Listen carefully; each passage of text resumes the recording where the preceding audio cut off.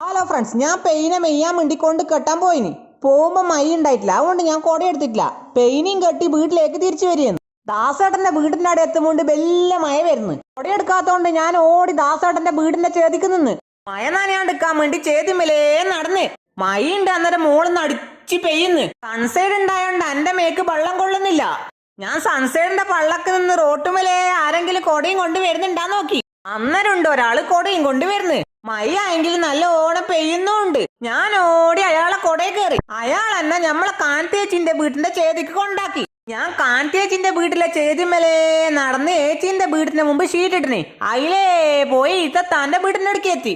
ആടെ നിന്ന് തളച്ചി മാറ്റി അതിന്റെ ചേതിമലേ നടന്ന് മഴ നനയാണ്ട് വീട്ടിലേക്ക് കേറാൻ പോയെന്ന്. അന്നേരം വീട്ടിൽ നിന്ന് കച്ചറിയും വെള്ളവും പുറത്തേക്ക് മറിച്ച് നേരെ വന്ന് വിടുന്ന എന്റെ മേക്ക്. ഞാൻ ആകെ വെള്ളത്തിൽ കുളിച്ച് വിഷമം കൊണ്ട് കരയാ വേണ്ടേ ചിരിക്കാ വേണ്ടേന്ന് എനിക്ക് തിരിയുന്നില്ല. ഞാൻ എന്റെ കുളിക്കാൻ വേണ്ടി കുളിമുറി പോയി.